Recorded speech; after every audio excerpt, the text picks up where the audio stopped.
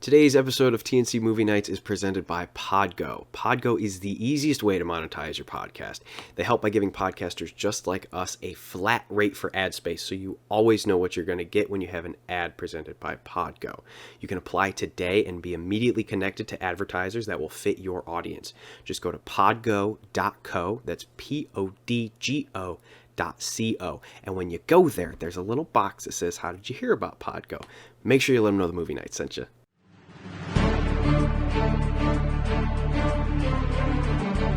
Right. This is TNC Movie Nights, the review. We're back on track with the intros now. We kind of went to the wind for a little while there, but I think we're back on a schedule now. We watched Brian's Song, as we mentioned during our sports movies episode, and we haven't talked about it at all. Not once to each other. I have no idea what Brandon thinks of this movie. He has no idea what I think of this movie. So, Brandon, what do you think of the movie? I do feel like our review today is going to be much more on the shorter side because this movie is an hour and 14 minutes long. That blew me away. It is weird that movies back in the 70s were just an hour at times. With that being said, my only real critique to this movie is the fact that it was a G-rated movie, and I heard the N-word more times in this movie than I've heard it probably in any other movie. Oh my God, it was rated G? It was rated G. It was rated G. Man, 1971 was weird. Yeah, it was. Like, I've never heard, like, Jackass and stuff like that ever dropped in a PG movie, let alone a G movie. So I thought that was kind of funny. I feel like it's definitely... I mean, I will also mention here, the N-word was never used, like, in a derogatory term. It was very playful between the two characters when it was used. And then the one other dude that says it later, like, he uses it in a term of, like, hey, people might say this to you. People are going to call you this, yeah. Yeah, so it was never used in a way to, like, be mean to people in the movie, so I can understand, like, how they could maybe look at it in different ways, possibly, back in the 70s for verbal words and stuff like that for the rating. When I saw it was G, I was like, okay, wow, this is going to be, like, the most wholesome, like, just chilled out movie ever. And then it wasn't.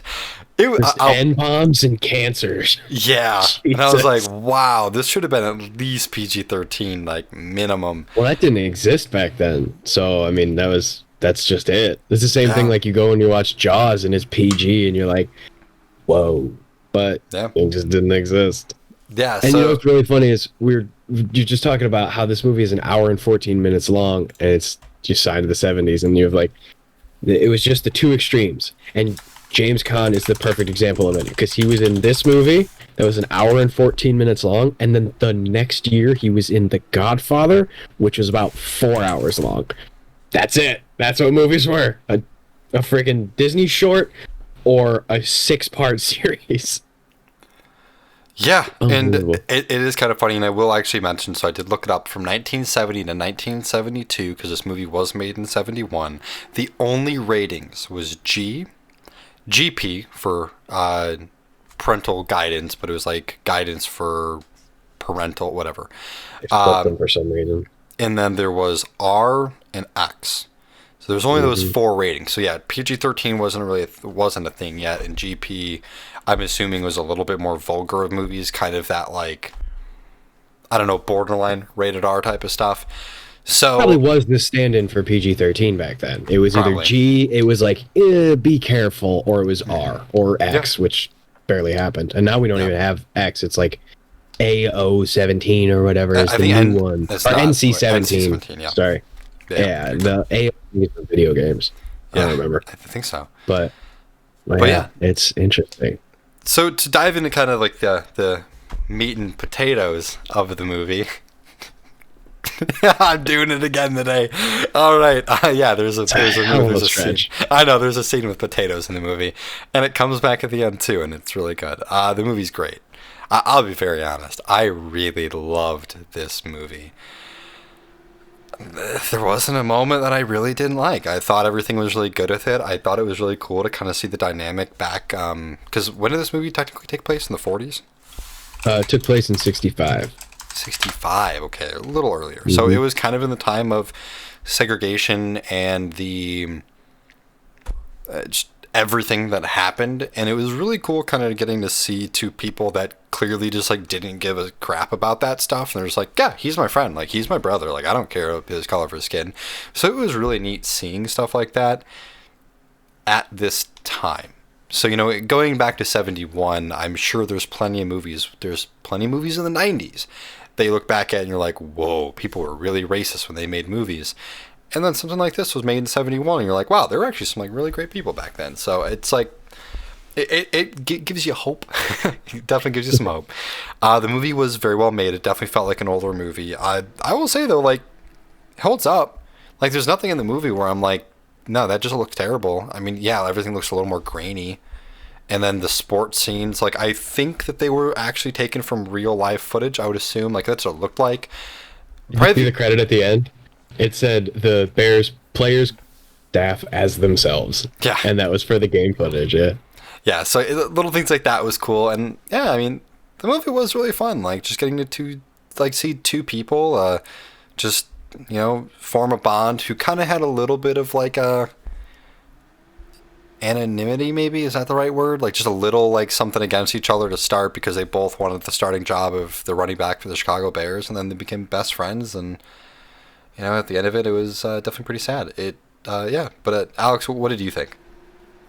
Honestly, I thought the same thing. I thought it was really, really good, and it definitely had that feeling of older movies that, you know, this is, as we've said a bunch of times, this is 71, so it's, the acting is a little bit more theatrical, where it's like this, where I guess that boundary between stage and film was a little bit more gray than it is now, because it's now it's very obvious the different acting styles, the different ways people emote, and even like when they get bad news, the music and the reactions of the people, holding a hand against a door while the strings are just heavy playing. And that's just the style back then, you know, so there's nothing wrong with that. That it just really shows you, oh yeah, this is a movie that's, Jesus, 50 years old now. And it was really good. There wasn't a lot of fluff, just like that same sort of style, you know, it's like act 1, act 2, act 3, it's over. They're not friends, they're friends, he's dead. Spoiler alert. The movie came out in 71, if you haven't seen it. Also, it's based on a true story. So, like, there's no reason for a spoiler alert to be needed, but just in case. I think that's the only part of it that you can really say, because, to be fair, until about 18 hours ago, neither of us saw this movie, so it's like, so if you haven't seen the movie... Someone told me that Brian Piccolo died, I wouldn't be like, what? You ruined it for me! Yeah. It's 71, about a real guy who died in 65 or 60... I don't remember the exact year he died, I'm sorry, but it was in the 60s. Yeah, but not even other than that, because that's not even a detractor. That doesn't take away from this movie at all. It was just a good movie. It was really, really nice. I thought the story was great. I mean, I don't know all of the details of Gale Sayers and him playing, and Brian Piccolo and him playing, but I mean, they took some like Hollywood liberties to create a narrative. Mm-hmm. But for the most part, from what I know, what I've understood, and what I've heard, just being a Bears fan, you know, we kind of know some of these stories. It wasn't too far off. I got nothing to complain about. It was just a really nice movie. Yeah, and plus, it's an hour 14, so it's not like you're sitting there like, come on. I literally watched this while getting ready and then on a lunch break. Yeah. That was it. Yeah, no, I watched it a little bit of time before work, and then during my meeting during work. But he actually passed away in 1970, and they made this movie in 1971. Oh. He literally passed away, and they're like, let's start making this movie. So I thought that's kind of interesting. But yeah, I mean, it was a really great story. I honestly really would recommend it to any Bears fans out there, and really any sport fans. I think this is just a good movie for sports. There's not a whole lot of like football in the movie. It's a little bit more about the relationship between two people. Which, yeah, I mean, all in all, it was a really good movie. I'm very glad my dad did recommend it, and, you know, we'll have to see what other great movies we get to watch the rest of the year. 'Cause so far, I think it's actually been a pretty solid year for us. Yeah, we're starting this year off way better than we ended the last one, man. Oh, yeah. But yeah, honestly, this movie falls into the category that has a surprising amount of movies in it where it's like, based on a true story, not necessarily 100% accurate, but highly recommend watching it. And I feel like for some reason, sports movies that do that just kind of nail it. If it's just loosely based on a true story, I'm in, because then you have like some form of connection with it already, and then it's just a really good movie in and of itself. And then you also have like, oh my god, I want to learn more about it, and then you just can. If you really enjoyed it, you can go read the story of Brian Piccolo. You can go see like articles about their relationship together and their friendship and how that grew and all that stuff. So yeah, I just super recommend it. Yeah, I think that's gonna wrap it up for us today for this episode. I did mention it'll probably be a little bit shorter of an episode. I mean, realistically, we just talked for about 1/6 of the movie, and it's been a whole 10 minutes. Yeah, there you go. Yeah, it's again, I would recommend it. It's a really quick watch. Realistically, you watch our show from Wednesday, you could have watched Brian's song. I'm sorry you didn't choose that instead, though. Yeah, really. Like just this week's video length is probably going to be exactly what the movie length was. So Yep. you can watch us, and then you can watch Brian's song, and then it's still like the length of an average movie nowadays. Yeah.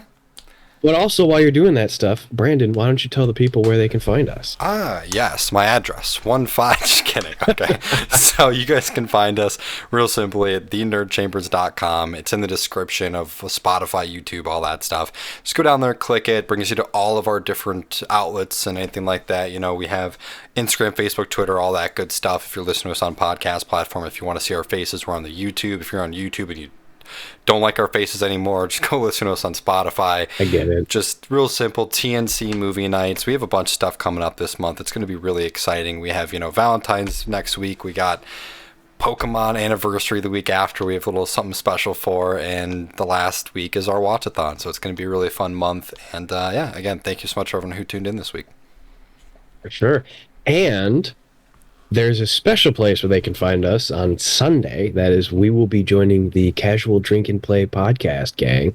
And the gang's not part of the name. I just meant collectively the group. And you can catch that on Sunday. We are actually recording that tomorrow. Super psyched about it. Hell yeah. So yeah, that's another special place you can find us. Also on Spotify. It's going to be a good That's time. all I got for you guys. Yeah. This is a weirdly short episode. I'm kind of here for it. But anyway, Alex, Brandon, see you guys later.